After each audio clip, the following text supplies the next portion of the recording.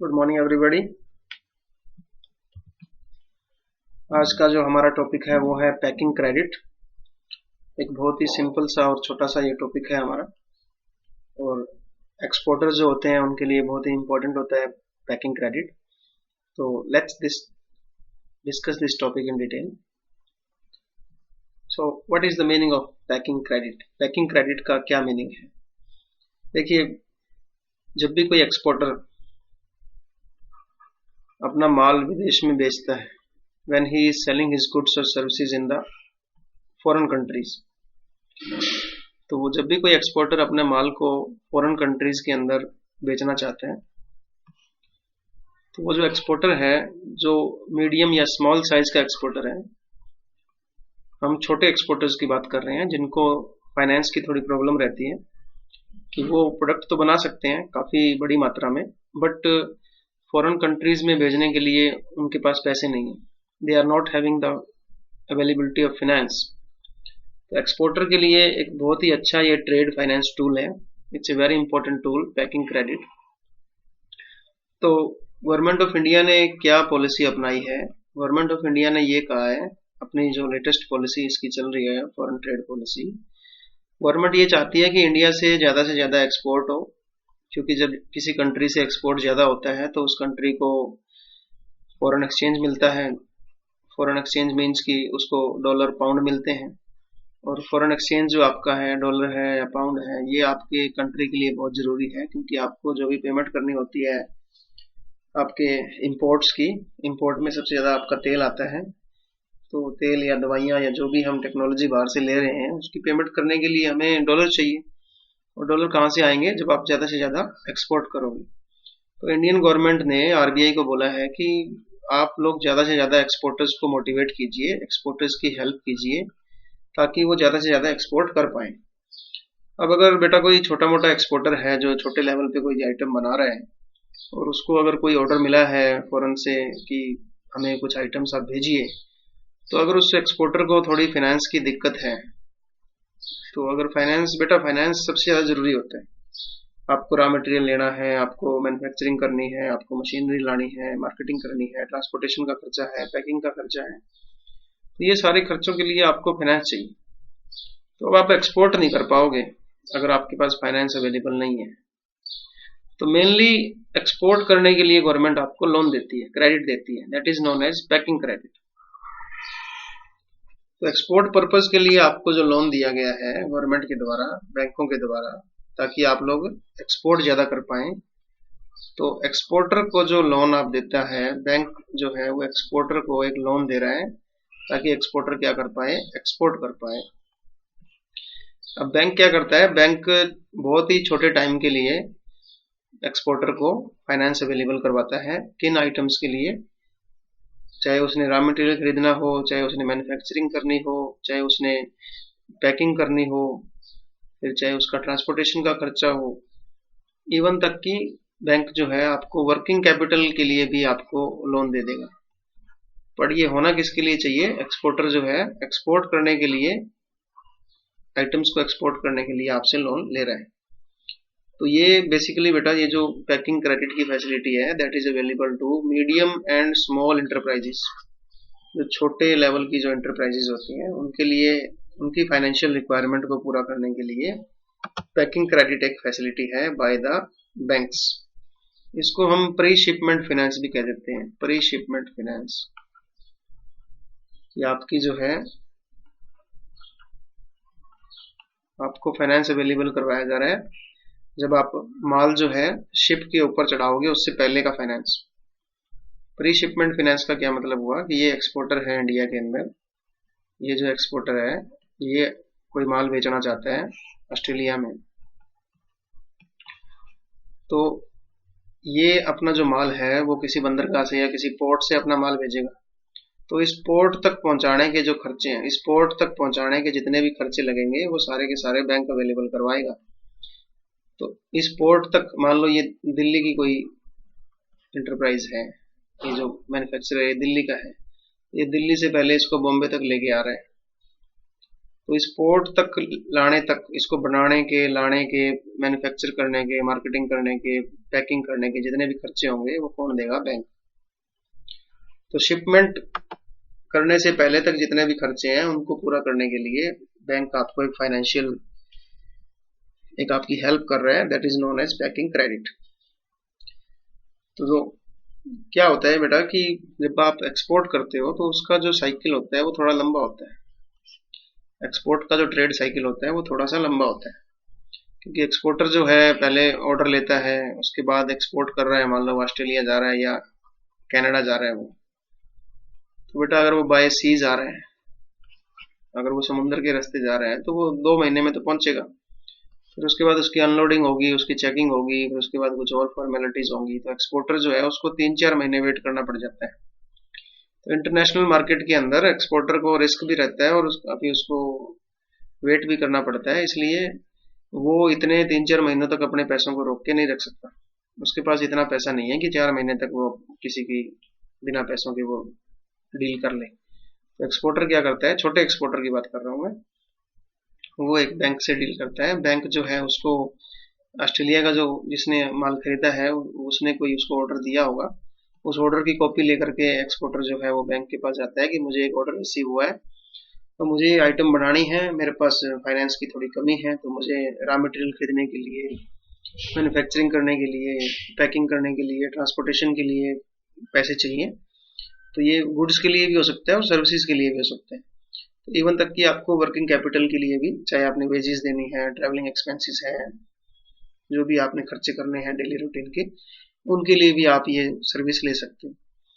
तो वो एक्सपोर्टर जो विदेशों के अंदर अपना माल भेज रहे हैं, छोटे एक्सपोर्टर, उनके लिए बहुत अच्छी फैसिलिटी है पैकिंग क्रेडिट की, कि आपको जो आप एक्सपोर्ट करना चाहते हो उसको, उस आइटम को बनाने के लिए, मैन्युफैक्चर करने के लिए आपको लोन मिल जाएगा। लोन आपको आपकी इंडियन करेंसी में भी मिल जाएगा, और अगर आपको फॉरेन की करेंसी में चाहिए तो फॉरेन की करेंसी में भी मिल जाएगा। वो दोनों आपस में डिसाइड कर लेते हैं बैंक और एक्सपोर्टर।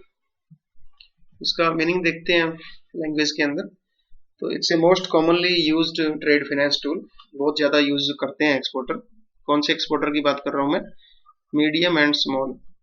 जो छोटे एक्सपोर्टर होते हैं बेटा, वो पैकिंग क्रेडिट फैसिलिटी का यूज करते हैं। तो पैकिंग क्रेडिट को हम प्री शिपमेंट फाइनेंस भी बोल देते हैं।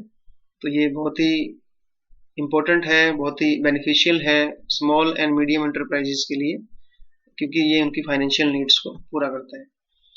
तो मैंने आपको पहले भी बताया कि जो इंटरनेशनल सेल साइकिल होता है वो थोड़ा लंबा होता है डोमेस्टिक साइकिल से, क्योंकि जब आप इंडिया के अंदर सेल करते हो तो आपको विद इन 1 वीक या 2 वीक पेमेंट मिल जाती है, बट जब आप इंटरनेशनल सेल करते हो तो आपको थोड़ा सा टाइम ज़्यादा लगता है। तो इतने टाइम के लिए आपके पास फाइनेंस की अवेलेबिलिटी नहीं होती है, तो इसलिए पैकिंग क्रेडिट जो है बहुत ही कन्वीनियंट और एक अच्छी फैसिलिटी है एक्सपोर्टर्स के लिए, ये आपको लोन मिल जाता है एक्सपोर्ट करने के लिए।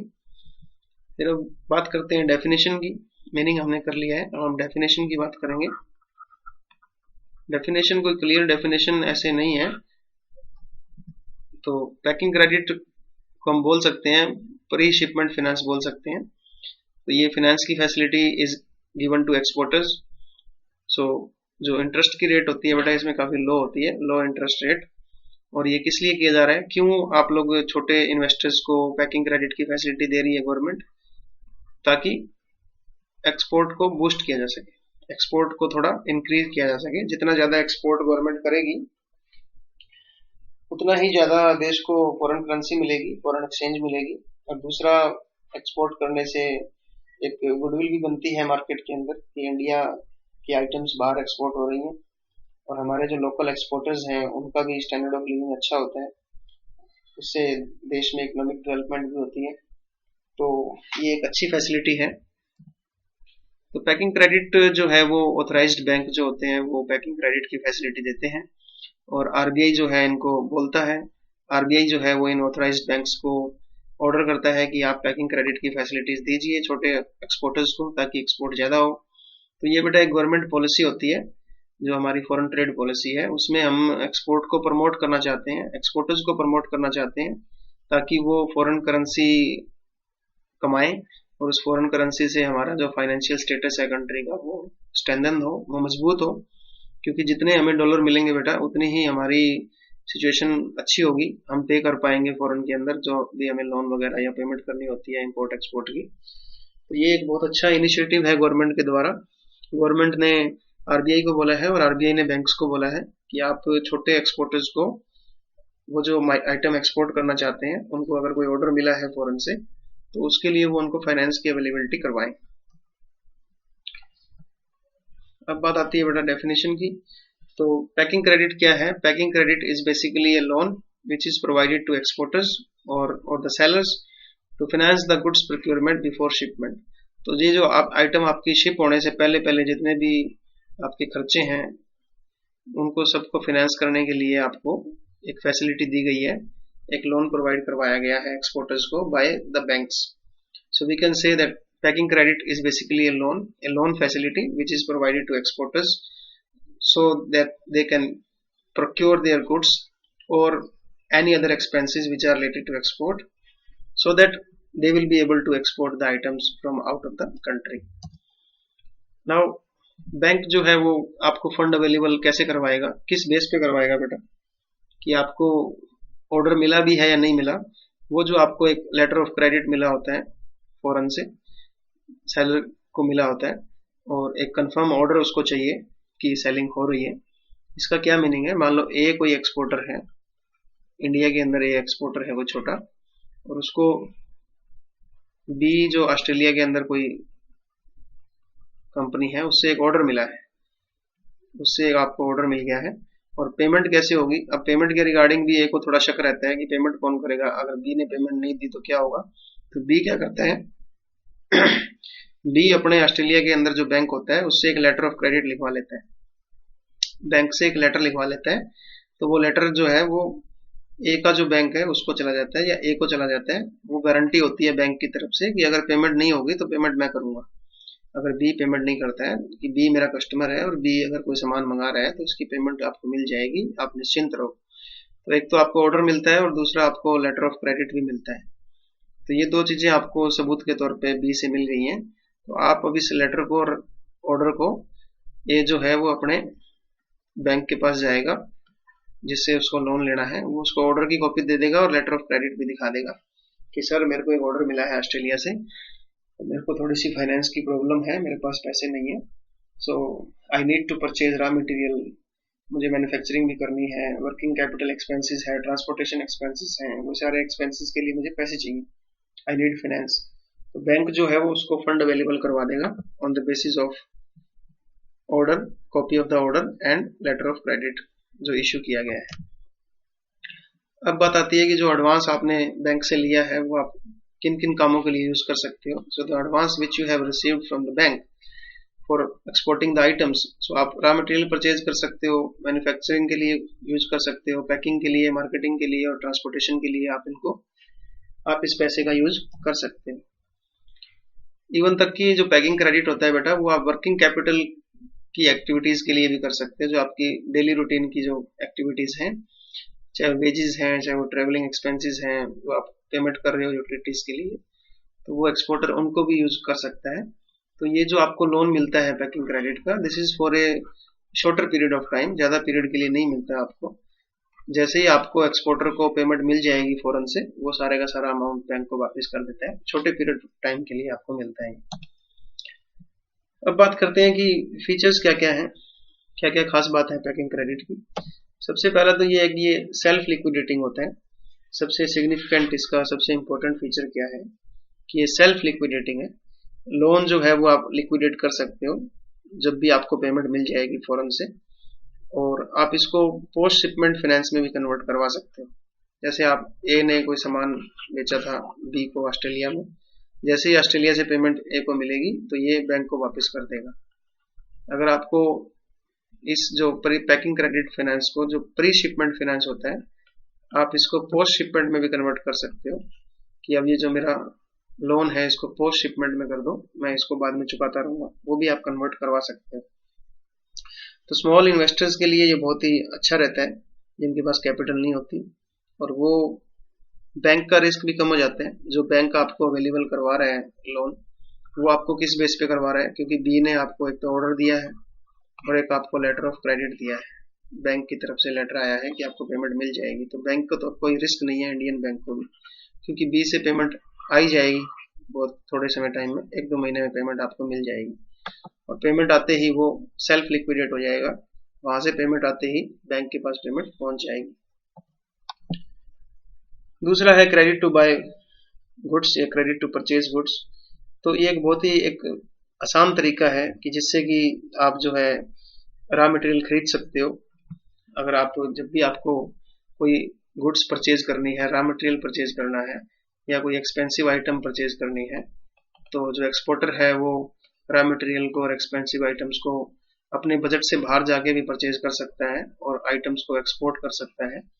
तो एक क्रेडिट मिलता है आपको रॉ मटेरियल परचेज करने के लिए और मैन्युफैक्चरिंग करने के लिए। इवन इसमें आपके मैन्युफैक्चरिंग एक्सपेंसेस भी कवर होते हैं। जब भी आप इस तरह के लोन लेते हो तो आपके जो प्रोडक्शन से रिलेटेड, मैन्युफैक्चरिंग से रिलेटेड जो एक्सपेंसेस होते हैं आपके, चाहे वो वेजेस हैं, चाहे आपकी रॉ मटेरियल की कॉस्ट है, तो ये सारे के सारे खर्चे भी आपके, जो आपके पैकिंग क्रेडिट है, जो आपको लोन मिलता है पैकिंग क्रेडिट के तौर पे, वो आपको वेजेस के और रॉ मटेरियल तक के आपको भी फाइनेंस देता है। तो ये एक्सपोर्टर के लिए काफी अच्छा रहता है। अगर उसने बहुत सारी आइटम्स अगर जो ली हैं वो बाहर से ली हैं, वेजेस है, रॉ मटेरियल है, टेक्निक है, मैन्युफैक्चरिंग की जो मशीनरी वगैरह सब बाहर से आई है, तो उसको जितना भी फाइनेंस चाहिए वो सारे का सारा अवेलेबल हो जाएगा। लोअर रेट ऑफ इंटरेस्ट, एक खास बात पैकिंग क्रेडिट की ये है कि इसमें रेट ऑफ इंटरेस्ट काफी कम होता है एज कम्पेयर टू जो आपकी ओवरड्राफ्ट फैसिलिटी है या आप कोई और तरह का लोन लेते हो। तो बैंक जो है वो बहुत ही कम रेट के ऊपर आपको पैकिंग क्रेडिट के ऊपर लोन देते हैं, क्योंकि पैकिंग क्रेडिट जो है वो एक फैसिलिटी है, गवर्नमेंट ने आपको फैसिलिटी दी है। गवर्नमेंट ने आरबीआई को बोला है कि कोई भी एक्सपोर्टर पैसों की कमी के कारण अगर एक्सपोर्ट नहीं कर पा रहा है तो गवर्नमेंट उसकी मदद करेगी। गवर्नमेंट क्यों एक्सपोर्ट को बूस्ट करना चाहती है? क्योंकि गवर्नमेंट को पता है कि जब एक्सपोर्ट ज्यादा होगा, देश के अंदर फॉरेन एक्सचेंज आएगा, देश की गुडविल बढ़ेगी मार्केट के अंदर, एक्सपोर्टर्स को भी ज्यादा उनका प्रोडक्शन होगा, तो बाकी जो रॉ मटेरियल है, जो वर्कर हैं, सारे जुड़े होते हैं ना आपस में, तो देश के अंदर इकोनॉमिक डेवलपमेंट होगी। तो लोअर रेट ऑफ इंटरेस्ट रहता है बैंक की तरफ से, ये खास बात है इसकी। लास्ट आपका पॉइंट है फ्लेक्सिबल टर्म्स ऑफ क्रेडिट। जो आपकी लोन देने की जो टर्म्स हैं, जो शर्तें हैं, वो काफी फ्लेक्सिबल होती हैं। पैकिंग क्रेडिट जो है वो काफी फ्लेक्सिबल टर्म्स के ऊपर बहुत ही लचीला होता है पैकिंग क्रेडिट। इसमें जो शर्तें होती हैं वो काफी लचीली होती हैं, क्योंकि एक तो ये सेल्फ लिक्विडेटिंग होता है और दूसरा ये कस्टमाइज्ड लोन होते हैं। कस्टमाइज्ड का मतलब कि ये बैंक और एक्सपोर्टर आपस में मिलकर के डिसाइड करते हैं कि उनको कितने टाइम के लिए, किन किन चीजों के लिए कितना पैसा चाहिए। तो ये काफी कस्टमाइज्ड होता है और काफी फ्लेक्सिबल होता है। इसमें बैंक जो है वो एक्सपोर्टर को परमिट करता है कि लोन जो आपको है, जैसे ही आपको पेमेंट मिलती है फौरन से, तभी आप इसको दे दीजिए।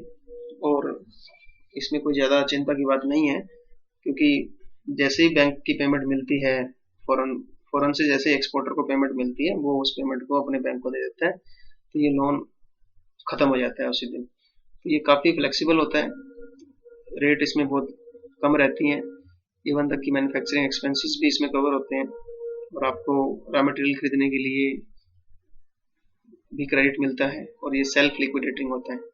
तो पैकिंग क्रेडिट काफी फेमस होता है, काफी फेमस लोन है एक्सपोर्टर्स के बीच में, उन एक्सपोर्टर्स के लिए जो मीडियम और स्मॉल एंटरप्राइज लेवल के हैं और जिनके पास फाइनेंस की थोड़ी सी दिक्कत है। तो गवर्नमेंट ने उनको काफी एक हेल्प दी है इस पैकिंग क्रेडिट के रूप में। तो ऑथराइज्ड जो बैंक हैं, बड़े बड़े बैंक हैं, वो एक्सपोर्टर की बहुत मदद करते हैं और वो उसको ये लोन अवेलेबल करवाते हैं ताकि वो एक्सपोर्ट कर सके, फॉरेन एक्सचेंज इंडिया में आए और हम लोग इकोनॉमिक डेवलपमेंट भी कर पाए। तो ये टॉपिक आई होप कि आपको समझ में आया होगा। काफी इजी टॉपिक था और ये छोटे मार्क्स में आ सकता है, 7 मार्क्स में। So thank you so much for listening.